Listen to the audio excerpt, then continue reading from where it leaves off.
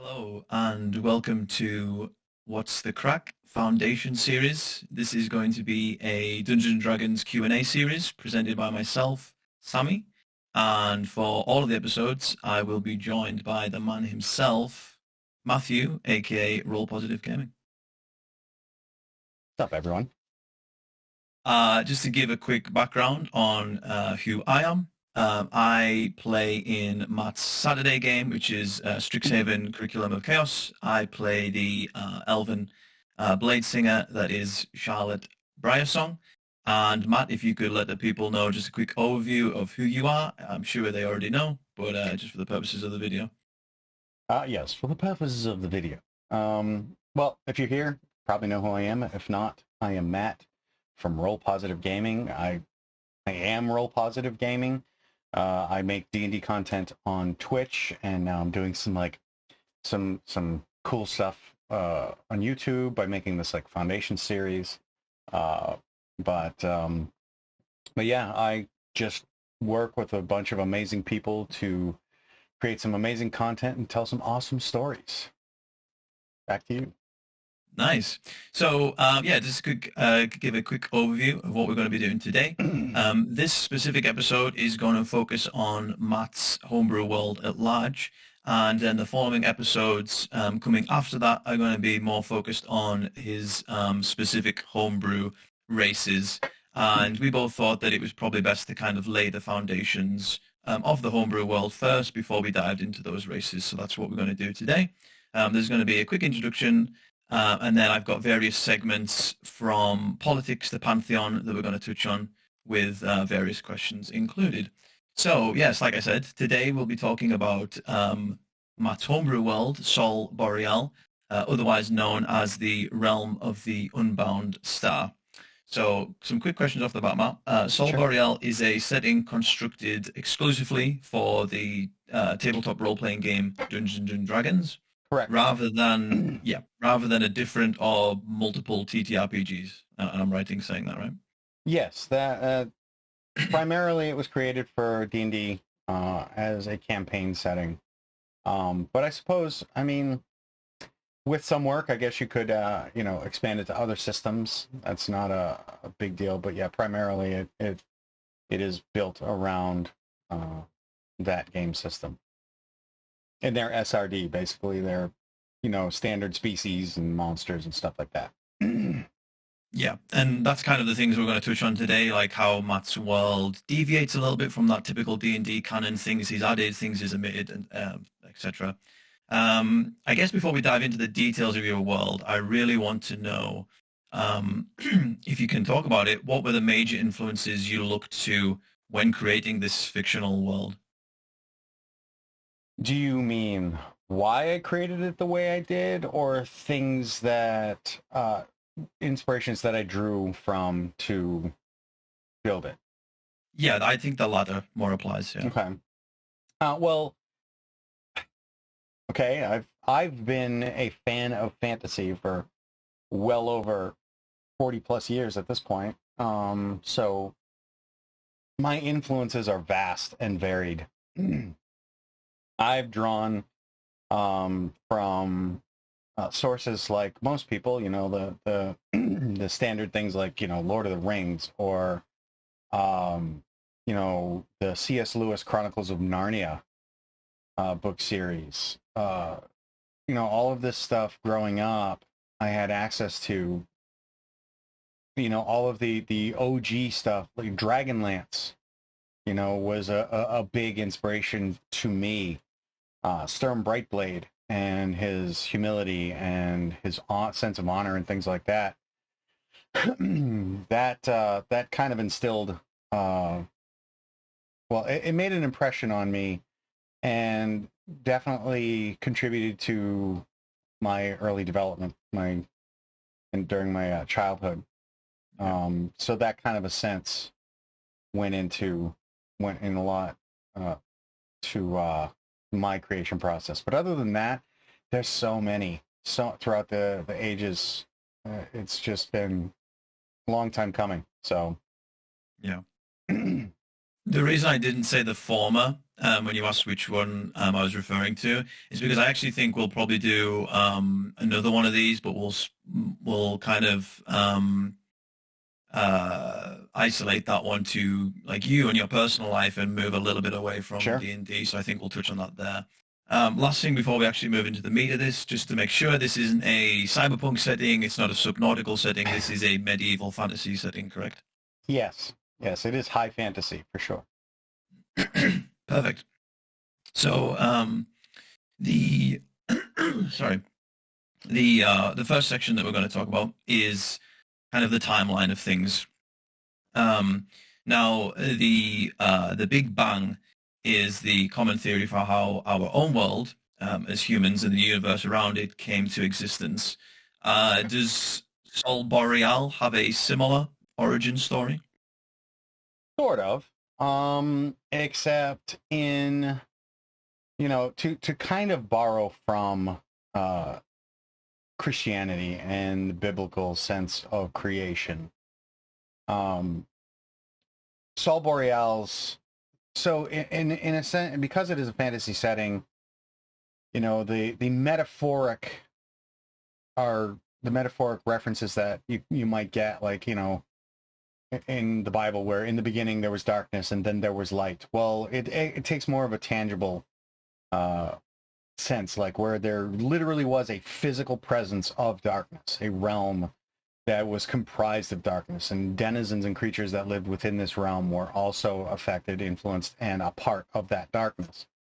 And then in the aspect of then there was light, manifested in the form of this star, this force of radiant energy, compacted into basically a sun, literally crashed into this realm, shattering it into nine pieces. And it remains within that, the center of that realm, in a void created by the light, which pushes back the darkness. So in essence, there is a parallel there.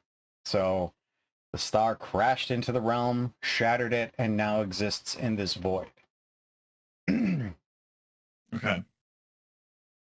So does that mean that the world itself, so our world on the outside, we face the sun, we face the star. Is it the opposite for your world? Do you like face into the star, and therefore like what would be like the core of the Earth is like facing towards space, or am I reading that wrong? So, okay. Yeah, no, that's a good question. So, think of it like an egg, okay, where the yolk is suspended in the middle of the shell. Well, the world, the peoples, and the flora, the fauna, the world itself, or rather the surface of the world, is on the interior of that shell. So it's as if, the sun existed in the center of the earth, but we all lived inside it instead of on its surface. So it is inverted. So technically, digging down in my world, it would be digging out away from the shell, which would be digging into the realm of darkness. So it's kind of a can't remember what, there was a term for it, but yes, the sun, Sol, is suspended in the center of the shell, and we live on the inside of that shell. Yeah. I definitely want to touch on, there's a geography section in the future, so we'll kind of come back to that a little bit more. Absolutely. Like based off the present campaigns that you're running and the current like timeline of things, how old is the planet itself at this point? Well, so here's the deal. There is a time before time. There's a time before time was recorded. And it was just listed and referred to as the Age of Chaos, when the forces that be, the deities, the denizens of the Pantheon, created this world. They were spent a unnumbered amount of time basically jockeying and fighting and competing for their own space on Sol Boreal. It wasn't until the emergence of the first dark tide, which I'm sure we can cover later, that there was a set of accords that were agreed upon, which then solidified the world into a stability in order to survive. And it wasn't until then, the end of the Age of Chaos, that a calendar was created and time was being recorded. But in that span of time, and from the point of the first dark tide, it has been 2,253 years of recorded time. Yeah.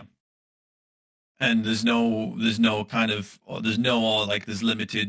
records of the Age of Chaos. Right. Yeah.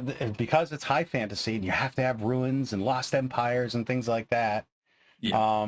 Yes, there are a lot of holdovers and remnants from the Age of Chaos that players and through their characters can explore and discover, lost things. There are records of those societies and cultures and kingdoms and empires, but they don't correspond to any date, which is usually a telltale sign that it existed before before recorded history. Right. Yeah. Again, we'll touch on the Pantheon a little bit later, and I know you just mentioned the Age of Chaos, but since the creation of the world, has there been any other significant or cataclysmic events that have transpired that have shaped the trajectory of the world itself? Well, obviously the main one is the dark tide. And what I mean by the dark tide is it is a resurgence of the realm of darkness, an incursion, if you will, by that realm in order to retake the land, or the what would you call it? They're basically trying to snuff out the sun. They're trying to get rid of the sun and restore the realm of midnight, or realm of night, to its former glory or existence. The thing is, now since it's been fractured, there are now 9 Lords of Night that kind of rule over their fractured section of the dark tide, and they can't agree on who should do what. So who's going to be the one at the top when all of this is over and they restore the realm. So it's that divisiveness that ends up being their Achilles heel and why it can be defeated. So 2,253 years ago was the first recorded dark tide. And they call it a dark tide because literally, since the world is shaped the way it is, darkness rose from the ground like a tide.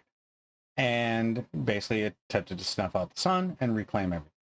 It was beaten back and defeated, and the cracks were sealed. And it was because of the accords that basically the gods decided, okay, if we don't work together, none of us have anything. So that's when the accords were created. The dark tide was beaten back. 2,000 years later, a second dark tide happened. And it was a second attempt by the Lords of Night to retake the world. Again, lack of coordination, competition, things like that. They were a little bit better organized, but as was done before, champions rose up with magical artifacts and were able to seal the cracks again. You see, that is part and parcel with how things work. The Accords basically took the gods a step back, and they kind of relinquished their power to the mortals, to the people that live on Sol Boreal. So it became up to the people who live there, the common people, the humanoids, and to basically do the hard work and seal it back up, thus giving rise to adventurers and champions and people, to make a name for themselves and mark history. So in that time, there has been two incursions. There's been the OG Dark Tide, which marked the end of the Age of Chaos, and then a second one 2,000 years later. And the present day campaigns, the setting itself is 253 years past the second Dark Tide, which is actually referred to 253 PDT. PDT. Correct. So that's like your Anno Domini, your before Exactly. Christ type of thing. I like that. Yep. So you've actually answered a couple of my follow-up questions, which was like how many have there been? Why does it occur? How were they stopped? Let's kind of just dive back into there with how were they stopped? You said you said these heroes, these champions rose up. Was there specific things they needed to do to send these Dark Lords back to the darkness? Was there like certain keys? There are. Yeah, can you talk about that a little bit more? I can absolutely talk about that. So the as part of the Accords, which were facilitated by one of my gods named well, it's the three accords that make up the the agreements. It was actually Timerian, the dedication of magic, lore, mysteries, and secrets, who basically got together and said, listen, we need to work together, and if we don't, we all have a stake in this world. We all have our piece in it. We have an investment in saving it. If we don't work together, we're none of us are going to have any of it. So they formed the Accords, which the group of gods, of which there are 27, broke up into three accords: the passions, the dedications, and inspirations. And for each one of those accords, all of the gods basically gave up a part of their power, and that power was then formed into one of three moons. There's a passion moon, a dedication moon, and inspiration moon. But once they did that, they relinquished their ability to just, of their own agency, act against or on the planet. Okay, they couldn't just use vulgar power to do whatever they want. They literally had to be petitioned, and it has to be a strong enough petition for them to hear it by the people on the planet, and then they can act in through those individuals. So they really rely on faith. Yeah, it's like a divine gate that you've kind of got going Exactly. Yeah. But as part of that, they also all invested a part of their power to create 9 artifacts, items of power, that would seek out champions to wield them in the name of the world itself to save it. Now, there's a whole, thing that goes along with it, why it has to be the mortals, and I mean that's a longer conversation, but it has to be through mortal agency in order to preserve it. So the mortals have to save themselves. Yeah, and it's through those 9 artifacts that were created that they were able to do that. Part of the magic with those 9 artifacts is after they're used and the key bearers no longer require them, they have a way of disappearing into obscurity. They begin to be forgotten for a vast majority of history. They kind of erase themselves through, from the collective memory and consciousness, because it requires people to earn them later on if they are needed. Right. So it's not like they're just out there, somebody's walking around hanging on to them. They've gone back to where they need to be, and they've disappeared. And it's 9 artifacts for the 9 Dark Lords. Is that the correlation? Correct. There are 9. Well, like I said, the realm fractured into 9 sections. So there is a crack or a gate for each one of those 9 sections of the realm of midnight. So an artifact was created to seal each one of them. I get you. Mm-hmm. So like one of my other follow-up questions was, could it happen again? I think I know the answer to that. Of course. There's always got to be some looming threat. And right now, the current timeline is roughly every 2,000 years. So at this point in history, the world is in recovery.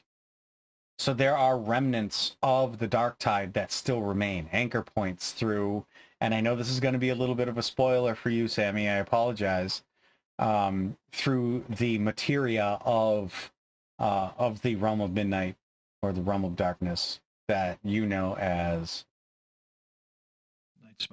Night Spire. Yes. So there is like a remnant. So they're in recovery mode. They're still restoring and recovering damaged, lost cities. There are still lost civilizations that have only been lost for, like, the past 200 plus years. Mm-hmm. So there's all that, that kind of regrowth and new growth. So societies are rebuilding at this point, recovering from the last dark tide, which gives it that kind of dynamic that there is still looming threats of darkness, but it's waning, and it's only waning through the efforts of heroic people, adventurers.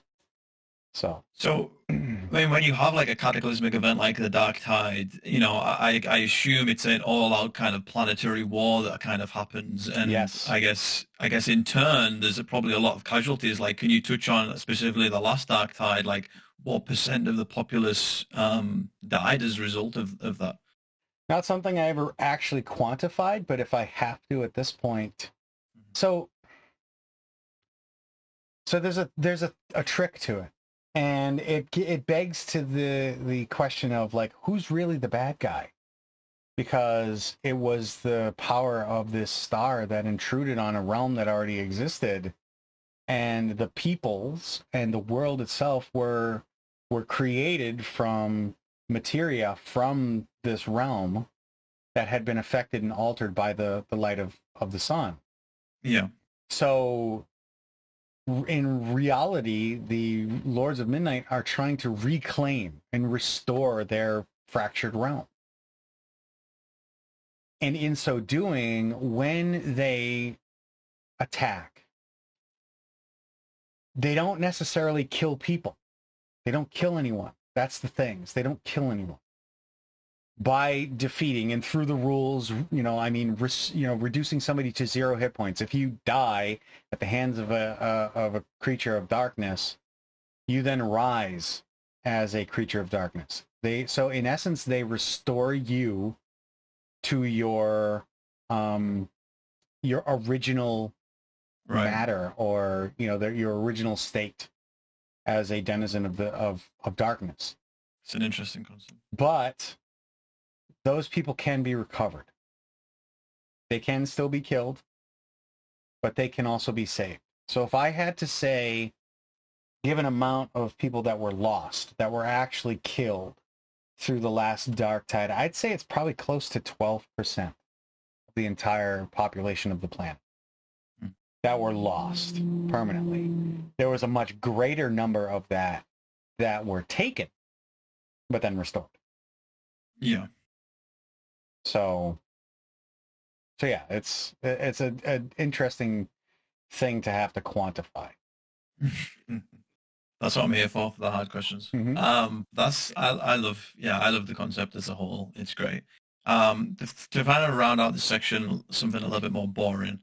I wanted to talk about like time itself. So does does your world have 24-hour days, 7 days in a week, 12 months in a year? It's actually 22. Are there any notable differences? 22 hours? 22 hours in a day, yes. Not quite 24. So what's that?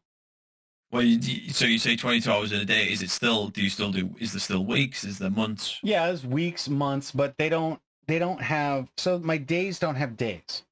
There are 30 days in a month, okay? Mm-hmm.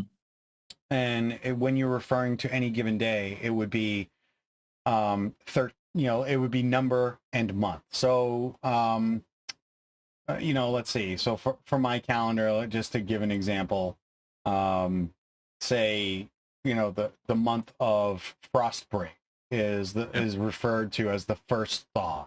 So say if it's the 13th day of Frostbreak, it would be 13 Frostbreak, whatever year. Okay. Yeah. So 13 Frostbreak 253 PDT.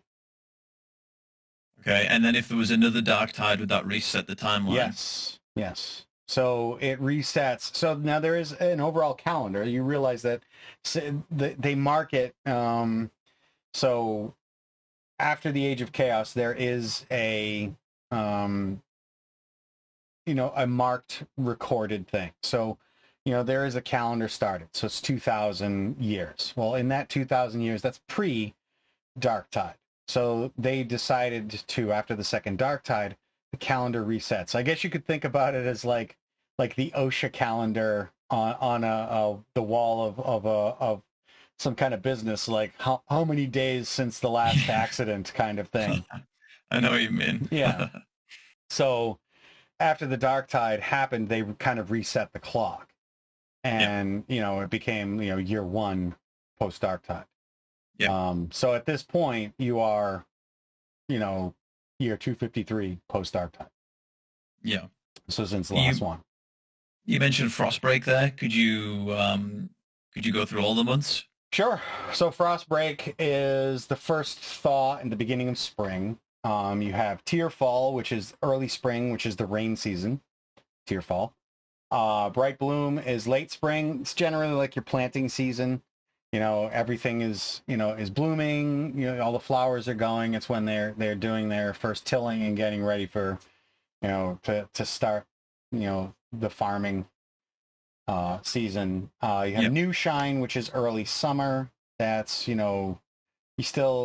that's the nice, cool summer breezes that they talk about, and, the glory days, the probably the best time of the year for people. And then you have Low Fire, High Burn, which is midsummer. That's your hottest time of the year. Then there's, as I said, Low Fire, which is your late summer season. Things are starting to wane and get a little bit cooler. And you have High Harvest, which is early fall. That's your first harvest season. Yeah. Then you have Long Shadow, which is mid-fall. That's your late harvest. And that moves into Deep Shade, which is your late fall. And that's when they do like food preservation, so canning and things like that, where they start the grist mills to grind up the grains and things like that, corn for winter consumption, things like that. Then you get Frost Kiss, which is your early winter. It's when you start seeing your first snows. White Shroud is midwinter, where everything is just basically covered in snow. And then Ice Bite, which is late winter, and that's when things just get messy, where it's starting to turn more towards the spring time. So you kind of get that nasty. I'm from New England, so you get that nasty, shitty mix of snow, rain, sleet, ice. It just kind of it's gross, and that's Ice Bite. And that's my calendar year. Nice. So obviously you've still got the 4 seasons going on like we do. Mm-hmm. How is daily time measured? So there's 22 hours in a day, but you don't call it like it's not like 1 o'clock, 2 o'clock Bells type of thing. Bells. Yes, they refer to them as bells. So so 22 bells is 20 within this 22nd hour. Yeah. So it's so you'll see it in my games. Be like, oh well, what time of day is it? It's like about 3 bells, or like 13 bells. Yeah. Different things like that. So you'll hear me refer to it as bells. Nice. The last question is: do the days of the week have names as well? They don't. As I said, when you think about it, there's like our calendar has an observance with things like a weekend. So you have, the like a work week. Mm-hmm. You say you're Monday through Friday, and then you have a weekend, which is, Saturday and Sunday. So that concept doesn't really exist in Sol Boreal. It's just the days of the month, and there are usually generally established days in the month when work happens. I mean, you're kind of like you're in kind of like a society that has the survival mentality, or like the farming communities, that work doesn't stop because it's a weekend or anything like that. And when you think about it, for the most part, our current observations, they have a lot of religious connotation to them. Right. Because, on the weekends and things like that, you have the Sabbath and stuff like that. So the weekends are a religious observation, which don't exist in my world, Yeah. at least in those regards. So that's why it's different. So yeah, there is no established week. They'll refer to a 10-day. So that is literally a time pass. You could say it a 5-day or something like that, 5-day span or 10-day span. Yeah. So hope that answers your question.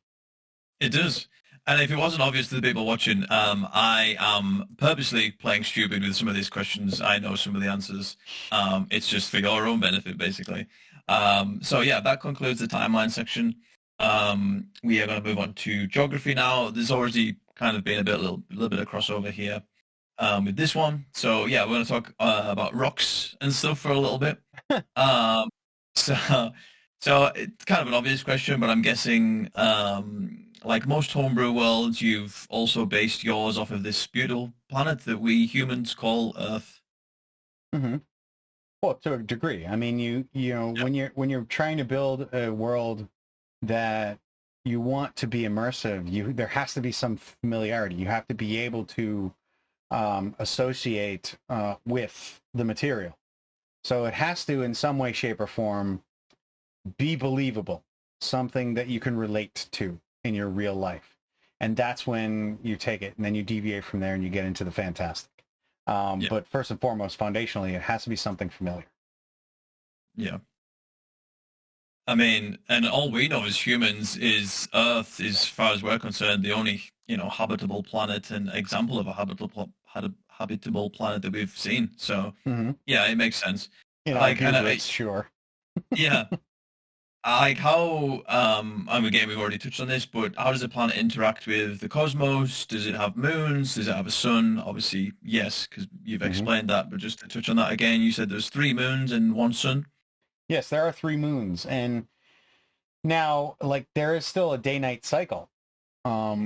Because, as I explain it to my, the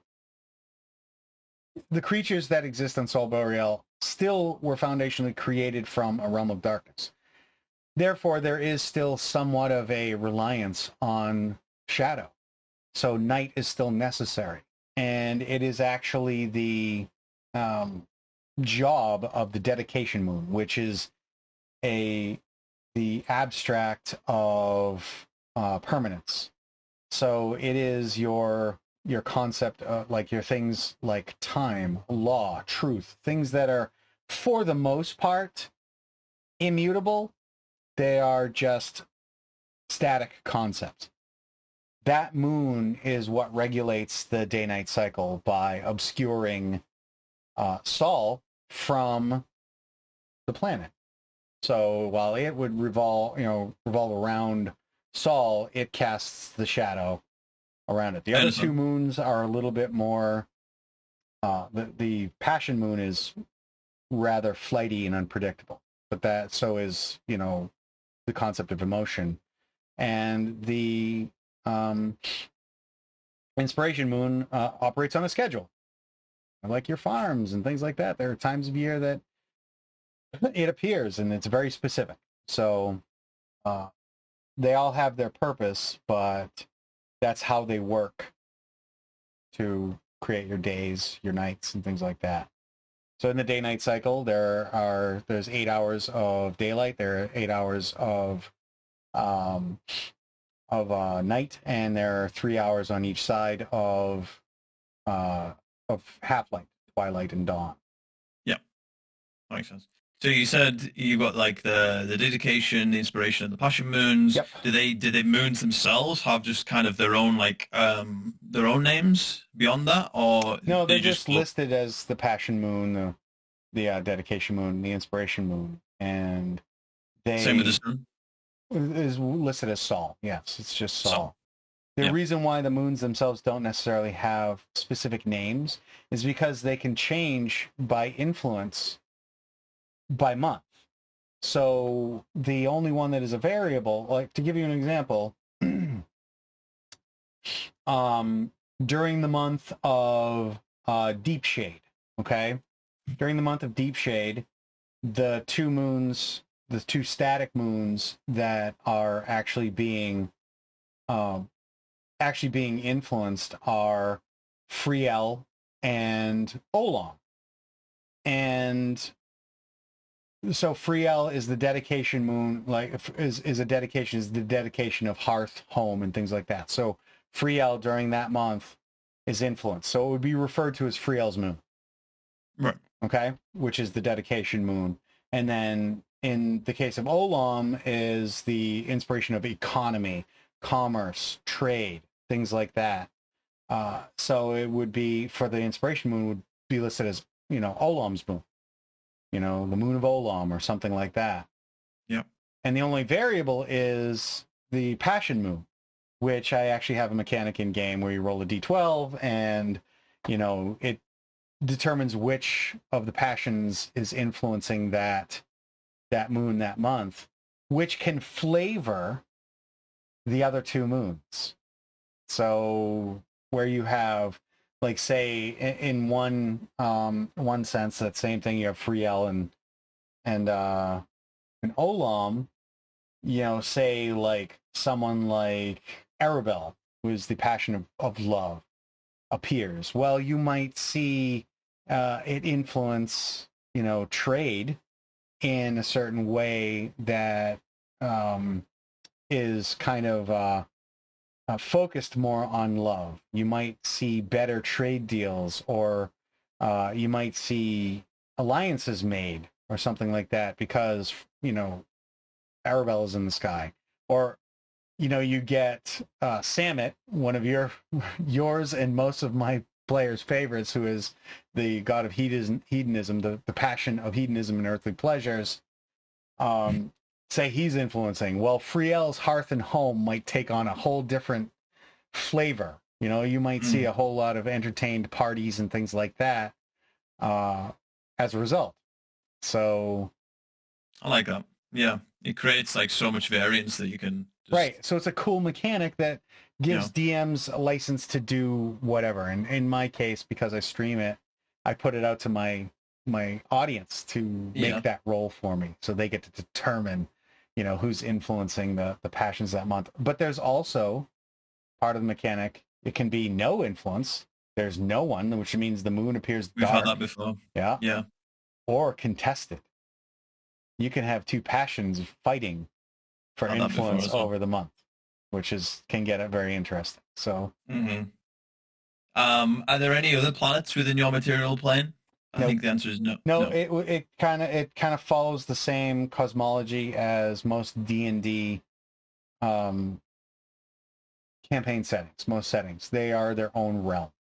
But in that same vein, you can travel between those realms. So technically, if you want to do it, and while I won't necessarily specifically mention these things, you could go to Faerun in the Forgotten Realms from Sol Boreal and vice versa.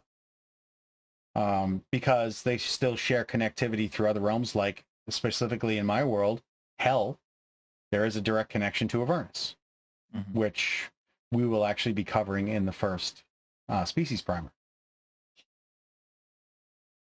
Yeah, that's cool. Okay, so let's hone in a little bit on the planet itself. So on the surface of the planet, how many continents are there in total? And I guess while you're at it, what are the names? So there are two main continents. And there is at least two minor continents, but they're kind of lost a little bit. So I won't really go into them here. But the two main continents, you have Ashardalai, which covers a lot of rather fantastic features like the Glass Sea, the Ashkazai jungle, and it is actually where you'll find the entrance to the the biggest entrance to what I call the Evernight, which is my version of the Underdark. And the other one is Dunsmark, as in Dunsmarq, which is, like, if you look at the actual meaning of the word mark, like MAR, QUE, like things like that. It is like it refers to like a vendetta or a kind of a reckoning, as it were. And in this case, Dunsmark is a kind of like a bastardization of Dawn and Mark. So it's Dawn's Mark or Dawn's Reckoning. So that's where Dunsmark Mark comes from. And it is so named because that was where the final battle of the first Dark Tide took place.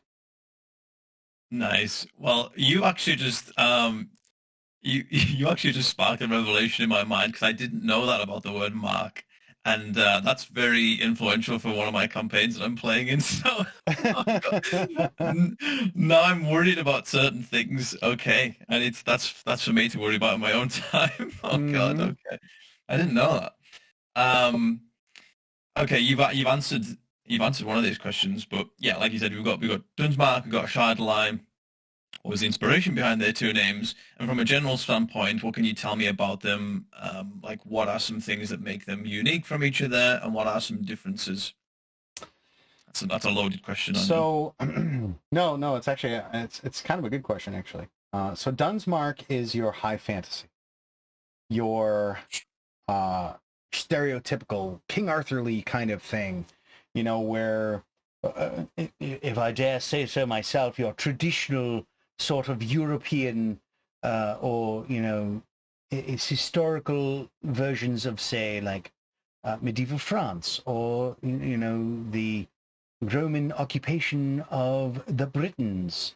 It covers. It's flavored more like that history. The Western histories are more of the influence for Dunsmark, whereas a Shardalai is more of your more exotic kinds of uh, lands, things where there are like tribes that no man has seen, and your lost empires like the Incans and Mayans and stuff like that. I Your understand. Yeah. more obscure fantastical stuff. But all of it, and I need to preface this, while again, this is all because for a fantastical story to be relatable, there has to be some influence from real life cultures. I have not fully appropriated anyone's culture, excuse me. But it is in a lot of my cultures and my worlds are influenced in mixes actually from real life cultures, so that there is some kind of connectivity that you'll be able to make between real life, the real life player behind the fantastic character. So Mhm. it creates a more of a familiarity and helps to facilitate immersion into a fake world. But that being said, I did kind of like separate the two so that again there is a bit of a regional um, connection Yeah. to real life. Yeah. I think that's good. So you mentioned about like the origins of Dunsmark and where that name came from. Mm-hmm. What about Shardline? A Shardalai comes from, and this stems from the Age of Chaos into the Age of Order, past the first Dark Tide. Mhm. The first race that set foot on and interacted with the creation that is Sol Boreal were the Eladrin. So a lot of the words and names for things come from the language, the Eladrin language, although it is more of their old Eladrin language. So whereas you have like modern English as opposed to like Shakespearean English, it's very similar. You have a lot of languages that are Latin based, but they definitely sound very different than actual Latin. Yeah. In that regard, there is some crossover, some similarity, but it's still, the old version of Eladrin. And a Shardalai basically means first world or foundation, the foundation of life. So a lot of it is, it has more of a the words don't necessarily translate directly very well, so much as they express an abstract. So yes, a Shardalai basically means, the first land. Yep. So, like you giving me some information. I'm like sitting here having like player revolutions myself, and I'm sure any of the players that are watching this right now are just having the same thoughts. So, it's Yeah, kind of I crazy. apologize now, Sammy. You were the best, like best qualified to do like these interviews, but you're gonna get some kind of some spoilers. I It's trust you okay. to play it off though. Yeah. So you've touched on like how the landscapes kind of differ. Unless there's anything else you want to add there, but like in terms of like climates, is there like a climate change between Dunsmark and Shardlight, and maybe even like on an intercontinental level as well? Does the climate kind of change? Are there regions of cold weather, regions of hot weather, things like Yes. that? Yeah. No. Now, because the way the planet works, it doesn't revolve around a sun, so it doesn't shift its orbit and change which side is facing it. So it doesn't have traditional seasons that way. So the seasons, as I explain them, are influences from the Age of Chaos. When things were solidified, the magic that created those areas or most heavily influenced those areas dictate the seasons. So a place like the frozen north, like frost reaches and things like that, are currently and constantly under a blanket of snow and ice. It is my world's version of like the Arctic or Antarctic, like the permanent polar regions, where you have other realms like Imbara. Imbara has more of like your standard stereotypical variations on seasons. For the most part, it has all four. Whereas you have places like Alhambra, which were heavily influenced by the Feywild, which have very strict seasons. Like they happen very like clockwork, almost like a shift in power. And then you have places that don't have seasons like that, even though they still observe the same calendar, like the Ashkazai jungle. It's a rainforest year round. The only things that it happens is it has a drier season and a rain season, and that's really all that changes. Yeah. And but then you cover things that are like the fantastical, like the glass sea, which is literally a sea made of a giant sheet of glass, which has its own weather and climate that, to the best of my ability to explain, where you're dealing with a land that is giant sheet of glass, I tried to make it as believable as possible.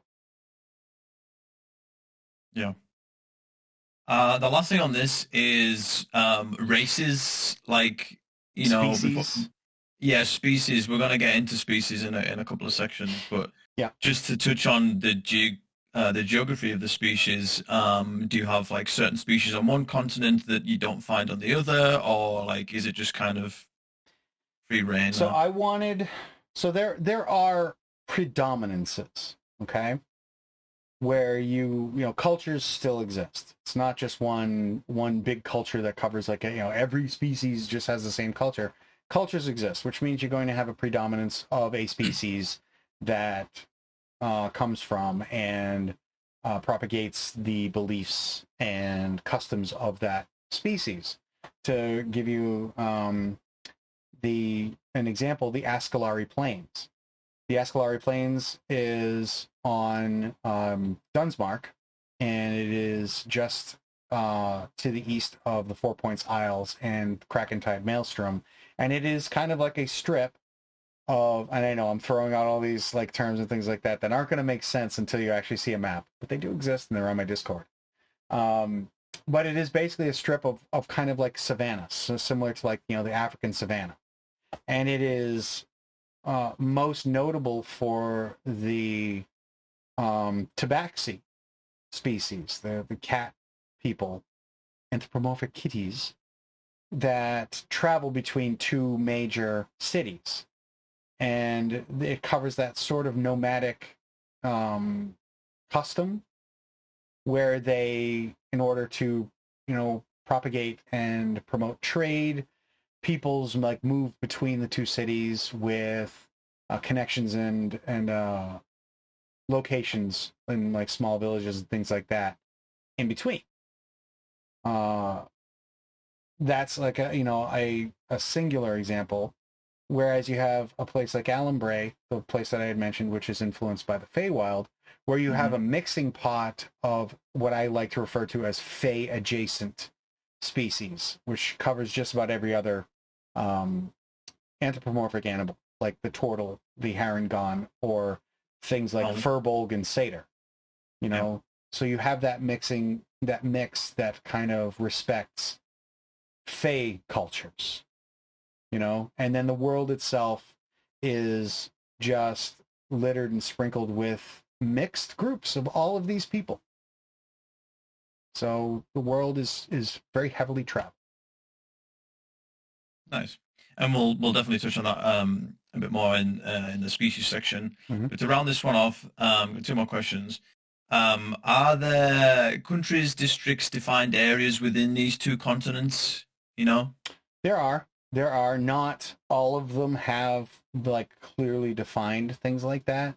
There is places like the Riverlands, which is literally just an area of it's a fractured land really that broke into a myriad of like hundreds of rivers. Okay, so it's literally just called the Riverlands, and it isn't in and of itself its own country, though it is referred to as a single region, whereas you have somewhere like Tavaria, which is a country with an established border that it shares with Imbara. And its capital city is Avamere, and it is like its own established land with, like you would think a normal country could be. So there are variations. Okay. And I guess just to kind of touch on some of the most notable cities that you've or settlements that you've made that you're most proud of. Can you give any examples of that and talk a little bit about them? I know you've kind of done that cover already. two that gain some coverage and spotlight in my campaigns. The first being Imbar, which is the capital city of the country of Imbara, and Imbar is a massive city that it would be like Waterdeep. Yeah. Or somewhere like that, where it's a huge cityscape that covers like hundreds of miles. Honestly, it spreads pretty far, and it thins out as it gets away from the center. But the core of Imbar is built on a fractured piece of land that comes out over the ocean. So there are large chasms in between, and the buildings themselves are built on the cliff walls of these chasms as well as on top. The city is a city of unrivaled industry and trade. The best craftsmen and tradesmen come from Imbar. The seat of banking exists in Imbar, as you well know through your own backstory, Sammy. And it is a city that is run by guild masters. So there's kind of a council of guild masters that define, direct, control trade and industry. And then you have Gorgos, which is in the heart of the Ashkazai jungle, which is in contrast to the wilderness that is that jungle. It is this shining beacon of learning and culture, art, music, but most importantly, law. The people of Gorgos, which are primarily Minotaur, by the way, my Gorgosian Minotaur species, which exists and is a playable species, they revere Ectreus, which is the dedication of law and justice. So it is very cosmopolitan and very flavored by Mediterranean cultures like Greece and Rome. Nice. And and they basically study war and art in equal fervor. So I guess that's the best way to describe it. So those are the two, I think, biggest cities or states that get spotlighted in my campaigns thus far. There are a lot Yeah. more, but you know what I'm saying. Yeah, and like you said, like how Imbar is similar to your Waterdeep, or if you're going to go the Exandria route, probably like Amon, which is in Yes. Taldori, the Yep. continent of Taldori. Correct. Um, You always have to yeah, have that one massive city. yeah, yeah. Okay, let's move on to the Pantheon. Sure. And again, we've already had a little bit of crossover here, so my first question is kind of already been answered, but gods, and or higher beings are normally commonplace when it comes to fantasy settings. Is that the case with your own? The answer is yes. We've got these dedications, passions, and inspirations. So again, just to kind of recap, how was your pantheon formed? How did these Oof. beings come to be? So you're getting into kind of the foundational reason why I um, created this campaign setting, which was to uh, make sure that it is as inclusive as possible. So every culture in real history was pretty much founded on the same thing, and that is religion. So people got together, they decided, this is, there's a god or a being or something like that watches over all of us and guides us, and here's the set of rules by which we need to comport ourselves and act towards each other, thus creating a society. Well, I did the same thing with my Pantheon. Whenever I was building a society that was founded on mutability, where change is more divine than stagnance, I created my Pantheon to be the same thing. And the beings that exerted power and created the world were initially denizens of the realm of midnight. When the star crashed into the center of this darkness, for the most part, the creatures that lived in it fled from the light. But there were those who were not afraid of the light, who instead embraced it and were changed by it, and then by and large found that they could manipulate that light. And the firmament of the world was created by the basically night spar, you could say, the actual materia of the realm of midnight that had been changed and was left floating in the void of light left by the errant star. So they basically took all of the pieces of that and built the world, basically shaped it into what is now Sol Boreal. And as a result, in their ability to influence it, became the Pantheon. So in the Age of Chaos, there were no accords. They really didn't have names. They just were forces of, potential or entropy or, stagnance or, permanence. Am I right in saying these entities were light weavers? Yes. Yes. They are often referred to as light weavers because that's literally what they did. Mm-hmm. That's cool. My follow-up question was, are there different categories of gods? And we've kind of established that with the three dedications, accords, yeah. the inspirations, and the passions. Is there a certain hierarchy that goes on there, or are they all like one equal? They have influence over what they have influence over. Like they represent the abstract. Like, as I had said, so for passions, you have Agrasis, which is the passion of hatred, bitterness, and betrayal. And you have Samit, passion of pleasure, desire, excess, things like that. However, there is definitely overlap. You can see there being influence on either side, where like two or more might actually have a stake in what's going down. And it at that point, because it is mortal agency that really dictates who gets to act,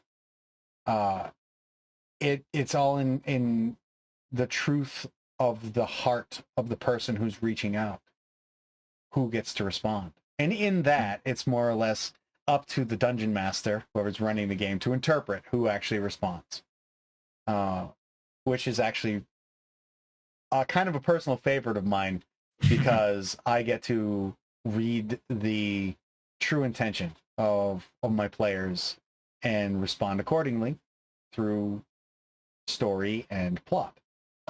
So it's the same in that regard. Yeah. I was going to ask you to like maybe go into and give an example of one of the gods for each of the different accords, but I think you've talked about them enough. Unless you Sure. really want to do that. It's up to you. No, I think we're good. The next question though I had was, can these entities take physical form on the material plane? Yes. And is there any restrictions that they have to abide by? Yes. So as part of the Accords, they had to basically relinquish their power, their ability to just through magic or sheer will affect and influence the world. But they still wanted to interact with their creations. So in order to do that, the only power that was really left to them that is by their own agency is to take a mortal form. So they can interact with the world whenever they really wish, and they can become mortal. And when they do, they are literally as mortal as you and I. And the only powers that they have are by either will or death return to the heavens, I guess you could call it, their original station. So that's the only thing that they can do. Otherwise, they can live out normal lives and whatnot. However, while they are in a mortal form, they do not have access to their power base. They cannot hear prayers. They can't do any of that stuff. So they are not in contact with their own power. Mm-hmm. So there's risks to doing this. There is definitely a risk to doing that. The other thing is they can't permanently hold on to the memories that they gain when they take a mortal form. It only remains as sort of a vague impression on them that might come up. Like they just have kind of vague sense of the experience. But no specific memories remain. Wow. So they could like fall in love, marry someone, like have children, and then when they went back to godhood, they wouldn't remember it. And in certain parts of history, that has actually happened. So yes, they can. And they can take when they take on a mortal form, they can be any age, gender, race, anything like that, species. Correct. It is up to them how they manifest, and like I said, they live out the rest of their lives. Like whatever mortal form that they choose an elf. They're going to live as long as an elf. They can become, a mortal form at infancy. Granted, they can't necessarily force themselves to be born from someone, but like all of a sudden, this little baby appears, and whatnot, and they regain so. They would have the mindset of an infant, and they would have to regain their understanding that they are a deity. Oh, okay. So they could go through early childhood up through adolescence, and then and not until adulthood would they realize, this is who I truly am. And then they can continue on, experience the remainder of that life, and go to old age as an elf. You could blow someone's mind, like making their character like an accord. Yeah, I could. That would be like the biggest plot revelation of it. Mm-hmm. Oh, I love it. I love it. No, it's really cool. Like you've got the things going on with the moons. You got like this type of thing going on where like it could be anyone you bump into. It could even be yourself, like I've just said. Mm-hmm. Has there ever been mortals that have tried to ascend to godhood in your world, whether they were successful or failed? That has never happened.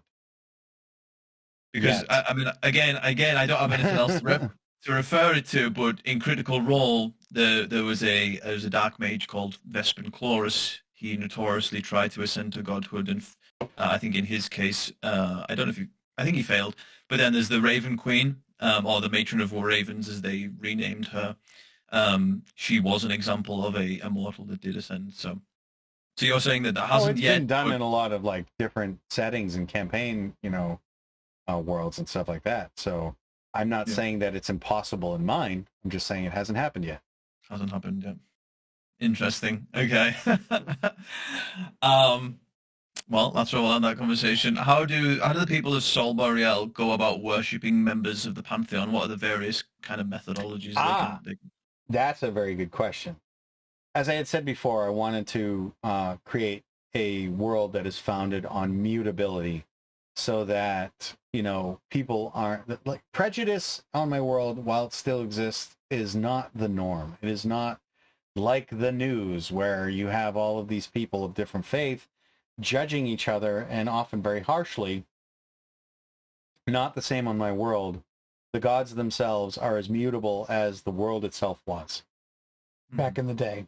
So they themselves do not have any specific form. As we said, they can take any mortal form that they want, but their celestial representation is very personal. So worship on my world is as, it can be varied. As you could have a country that specifically reveres one deity over another, right? And it may manifest to them in a certain way. Like they may view this being as, like, it could be Omara, who is the passion of heroic action, and to this one country, it exists in the form of, say, a shield raven, as is the case in Tiberia.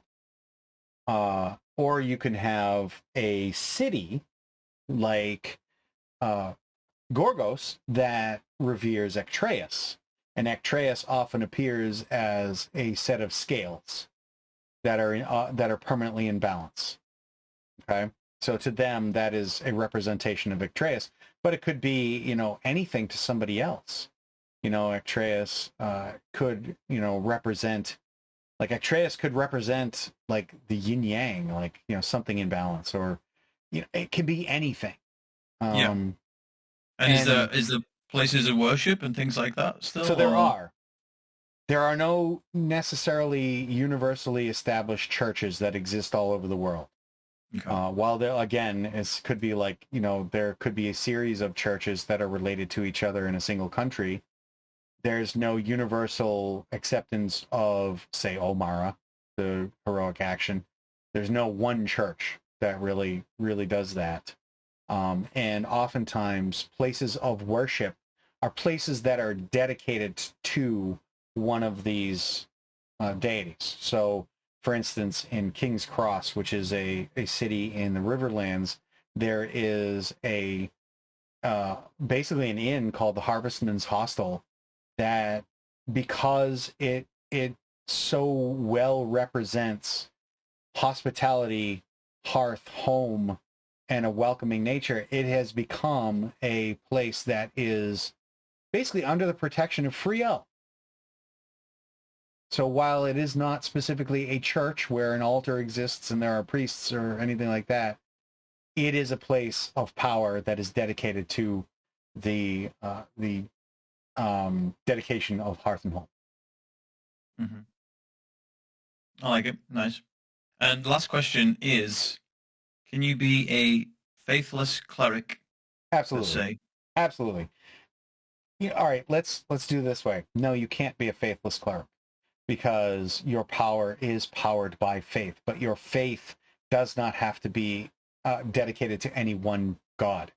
You can have a cleric that pays lip service to all of the deities whenever they need it, honestly, or none of them, and you have faith in yourself. But the majority of clerics do dedicate themselves to a deity, and it manifests in a way that they try and emulate, to the best of their ability, by their own estimation, what that deity represents.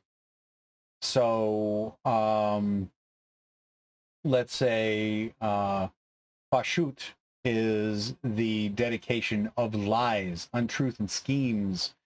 A cleric of Pashut would go out of their way to sow dissent and discord in societies, or local governments would go out of their way to seed conversations with lies. You know, they go out of their way to best represent that deity. So you're kind of like a living example of what they are. Yeah, it makes total sense. I just want to check. Okay? So next section is the species section, and all great fantasy settings come with a plethora of different species that inhabit the lands that you make. I'm probably right in saying that you've got all the quote-unquote classics included in yours, from your humans, your elves, dwarves, orcs, things like that, right? Correct. Yep. Okay. Everything that exists within the SRD. I have to be specific on that because, you know, I can't include proprietary things like Warforged with that, which are basically specific to Eberron. Yes. Yep. Are there any species that are from D&D canon that you've decided to omit for any reason?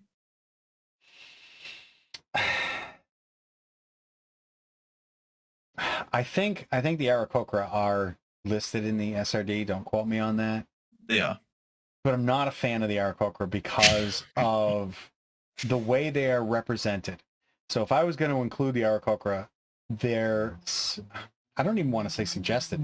They basically say, this is how Aarakocra communicate, and this is, it's stifling, and it pretty much dictates how you're supposed to role play one of them, right? You know what I mean? And I don't like the way that they suggest that you do it, is that, you know, you only communicate because you mimic something that somebody else says. Well, why? Like, why would you do that? You know, once you learn how to say something, you should always know how to say it. It just, I'm not a fan. So while I won't necessarily exclude them, I'm definitely not going to highlight them as part of my world. Are you getting confused with the Kenku? Yes, I might be. The Kenkus are the ones with mimicry. Yeah, okay, that's what I'm talking about. Yeah, the Kenku. Well, people normally have a problem with the Aarakocra because of the whole flight thing. They get instant flight from level 1. Yeah, which causes problems as well, with like balancing and things. So well, yeah, flight. Okay. You know, flight is an early problem to deal with. So yeah. Okay. So you can't have a homebrew setting without homebrew species. Yes. Could you give me a example and a general overview of one of those species? Do you have anyone in mind? Because there are some that are far more complex to talk about than others. Okay. So the video after this is going to be about ash elves. So let's refrain from talking about ash elves, I think. I'm biased because my character is a frost elf. Mm-hmm. So let's do not too much detail. Let's do a quick little summary of frost elves. Okay, so the elves on my world, and this can get a little bit complex as well. The elves on my world are basically terrestrial versions of Eladrin. Eladrin came here first, and the ones that stayed here over generations became what are my version of high elves. And because of, again, everything in my world is very mutable, the elves on my world best represent that because they are heavily influenced by the environment in which they live. In this case, the frost elf, they live in, you know, the frozen regions of my world, and because of that, their physicality manifests in very light white to very pale gold-colored hair, or alabaster skin, and ice blue eyes, things like that. And their culture tends to kind of lean on that side of things.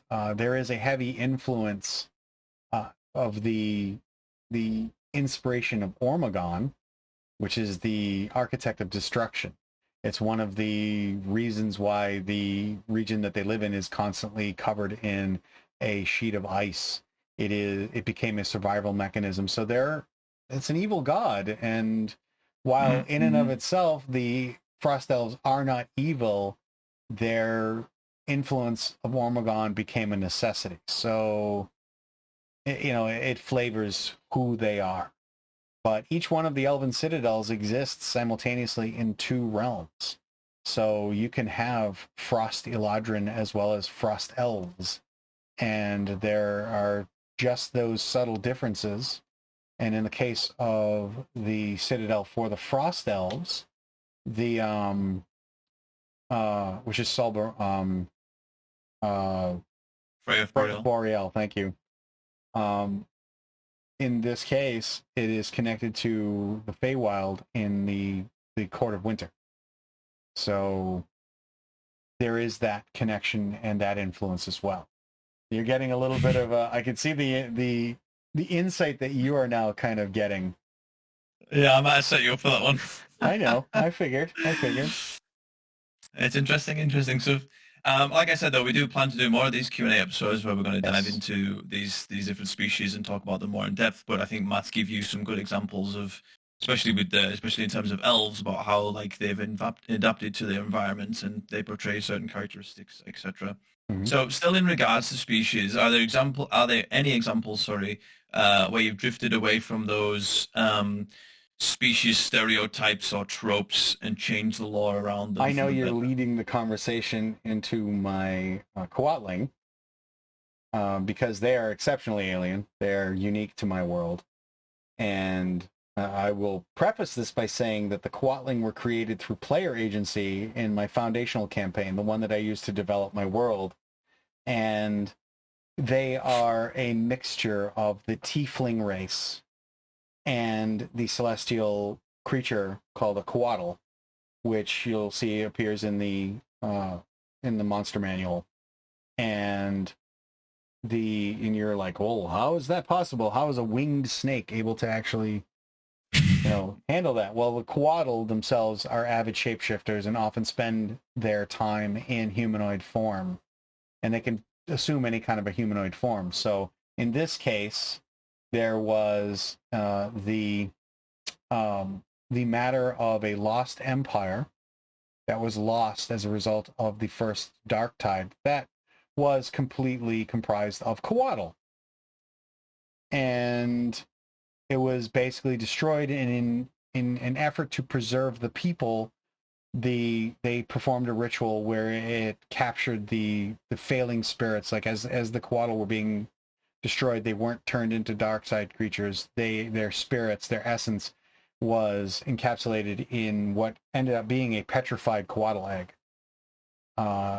And that turned into an artifact, and a Coatl druid fled with it into the Ashkazai jungle, and through generations it has been passed down, waiting for a chance to be reactivated. And that happened as part of the foundational campaign, where through a ritual, the current keeper, the Coatl druid, and a tiefling character got together, re-energized the egg, which then gave birth to the first generation, where it basically restored the life essence and created these beings out of nothing. And because it was influenced by both the tiefling and the Coatl, created the Quatling, which is a mix of the two. They are often referred to as the horned serpents. So they very much resemble a tiefling with a finely scaled skin that has very snake-like color patterns that can shift as part of their racial traits. They have horns. They have both hair and feathers, and a tail that is often tipped in feathers. And it is a unique species of mine. They have the ability to temporarily shift their colors to give them camouflage abilities, and they can shapeshift into normal snakes as part of their core abilities. I won't go into their culture because that could take an entire... We're going to save that for when we cover the whole the species thing dealing with the Quatling. but I assure you it is going to be very interesting. But that is now a playable race that exists in not only my campaign, but is also created in D&D Beyond, so you can play it. Nice. And yeah, final question for species. We can't really touch too much on it because most of the stuff we're going to talk about is going to be in future episodes. But are there any quote unquote evil races in your world? Specifically evil? No, I don't believe in that. I believe agency has everything to do with it. And I know you're kind of making a reference to the controversy surrounding the Drow, whereas they, as a species, were predominantly evil. It's like the same thing with just about anything. If a creature is intelligent, like dragons, like there's a whole thing that I can, we can sit down and talk ad nauseum again about how my dragons work on my world. But if you are an intelligent creature, if you are capable of critical thought, then evil is not something that is born into you. It is something that you embrace, that you understand, and you choose.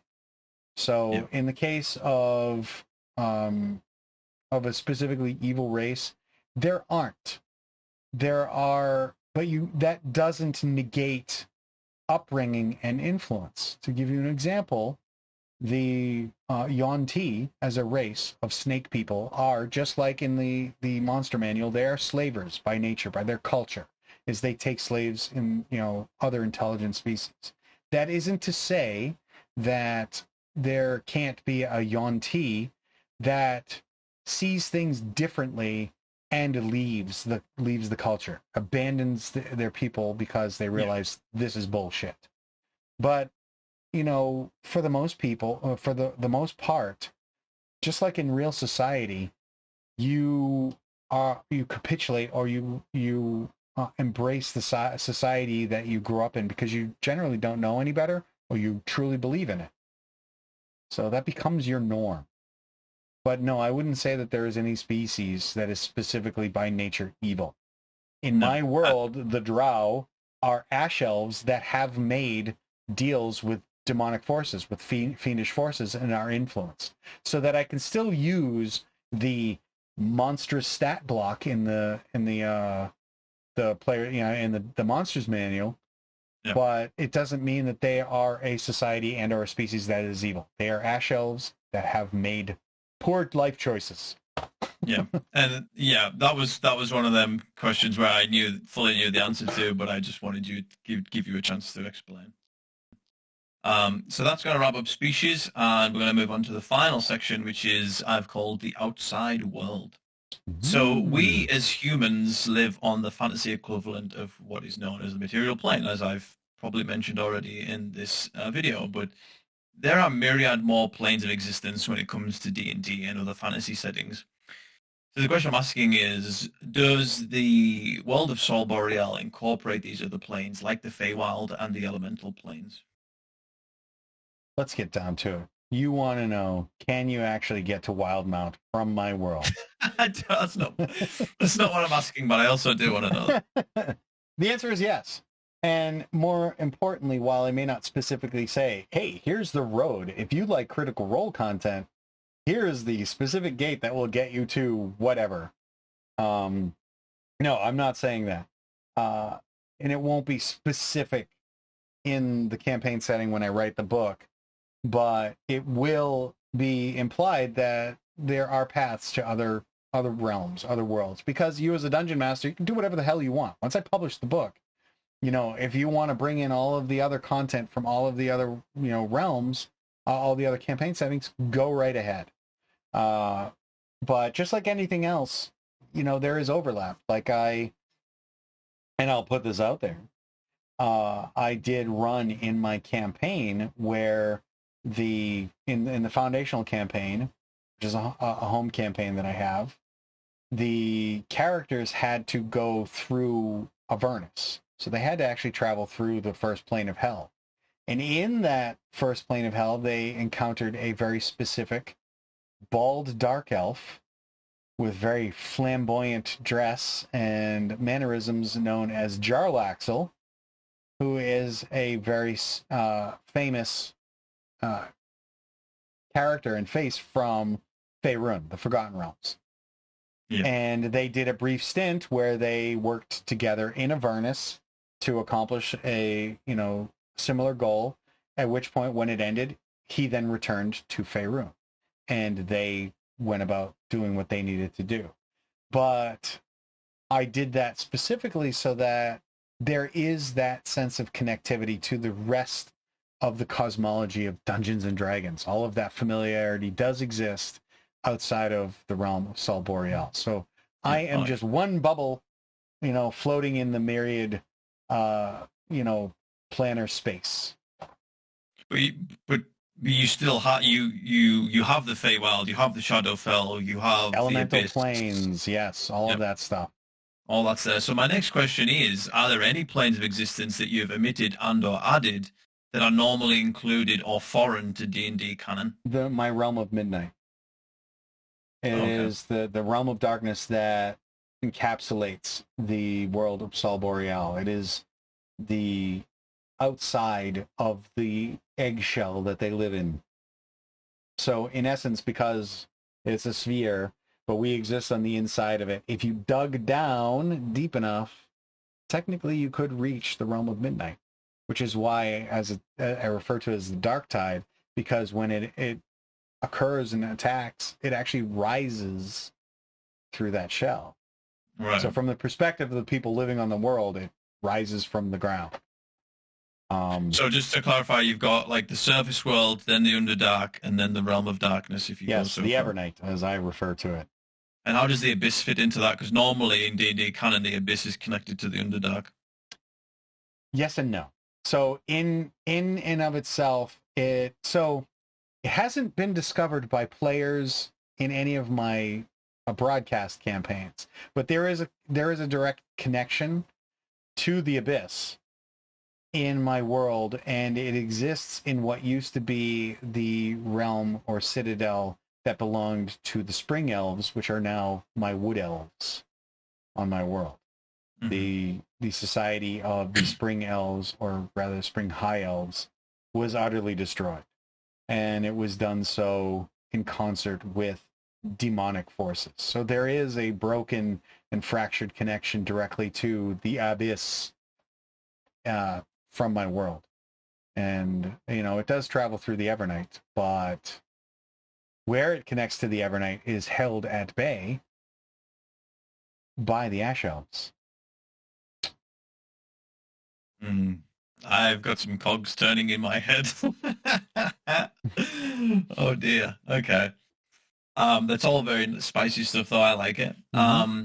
I think you've kind of answered this, but how do the people of the material plane within your world interact with other planes of existence? Are there portals and such that connect them together, teleportation magics and stuff? One that you know of specifically because of the campaign that you requested I run. No, sorry, I'm not pertaining more to the multiverse, just that, from how do you get from the material plane to the Feywild, like that type of thing? Well, the Feywild is an interesting the most direct way that you could connect to the Feywild is through any one of the Elven Citadels, because more than one of them actually overlaps and connects directly to the Feywild. And when I say exists, I mean physically, you could walk from the side of the city that exists on Sol Boreal, walk to the other side of the city, and you're now in the Feywild. It's literally an open portal.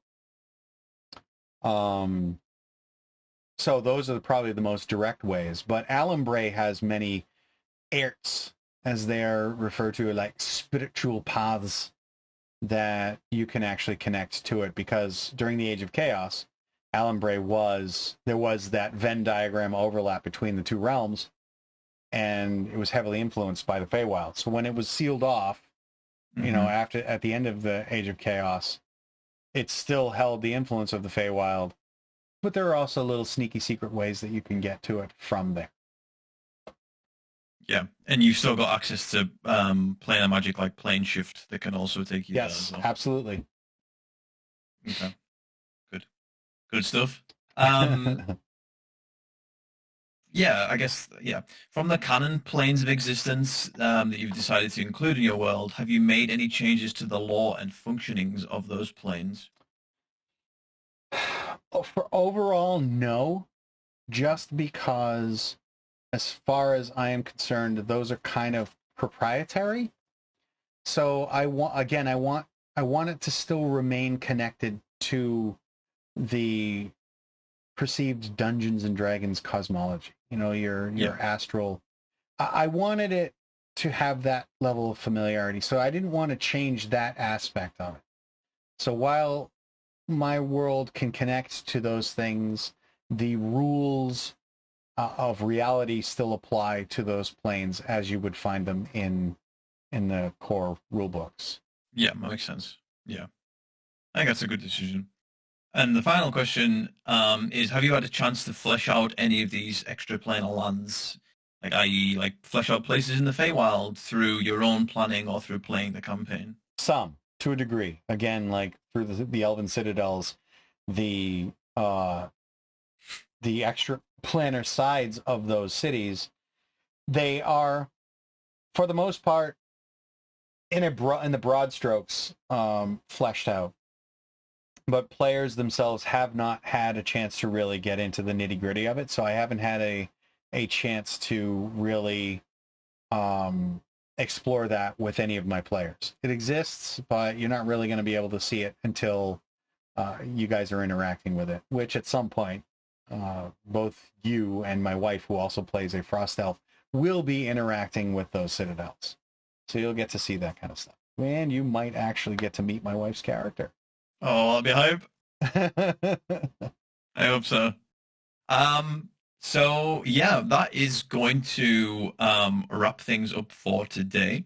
I just wanted to say thank you for taking the time to do this, Matt. Like I Thanks for said at the actually doing start, it. yeah, like I said at the start, this is going to be a series of videos detailing every nook and cranny of Matt's world. The next videos will shine the spotlight on Matt's homebrew species and reveal all the juicy details pertaining to those as we go. If you have any questions surrounding what we've talked about today, please leave those in the comments section below. But yeah, let's finish off with just our usual plugs. So like I said in the intro, I'm Sammy. I play in Matt's Saturday game, which is Strixhaven: The Curriculum of Chaos, where I play Charlotte Brightsong, the Frost Elf Blade Singer. And you can also find me over on Bridges and Brigands, which is another D&D Twitch stream channel. That is the third Sunday of every month, and over there, I should say both campaigns air at 1 p.m. EST. But over there, you can find me playing Adelheid, who is a half-drow hexblade warlock. You can find me on Instagram at Sammy by the Gram. You can find me on Twitter at Sammy on the Bird.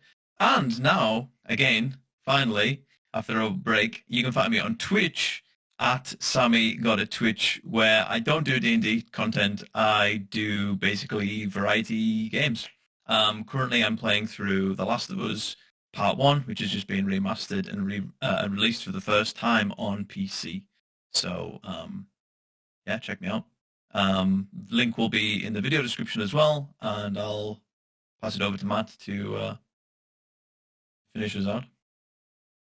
Thank you, Sammy. Again, thank you for doing this. This is going to help, I think, push the narrative that I'm trying to get out there through the message that is my campaign setting, and that is about equality and inclusivity.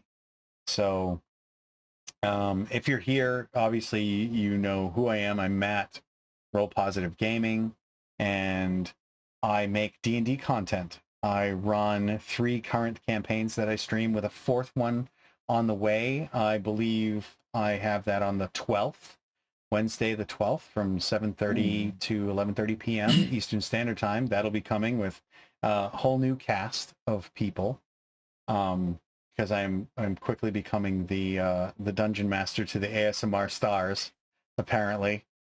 Mm-hmm. And I love telling stories. I have This is my passion. I've always loved Dungeons and Dragons. It has been my coping mechanism, and it has seen me through some of the darkest times in my life.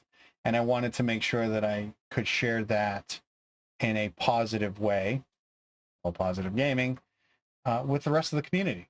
So with all of you. So if you like what you see here, if you're interested in what I have to say through my storytelling, then make sure you check out all of the content on my YouTube channel. Join my Discord, become part of the community there. I have some of the best people in my community. They're fierce, loyal, and very invested, and I love all of them. They're like family at this point. And follow all my socials. And I'm Roll Positive Gaming everywhere. So, you know, they'll be listed somewhere in here on my YouTube channel. They'll be on the video description.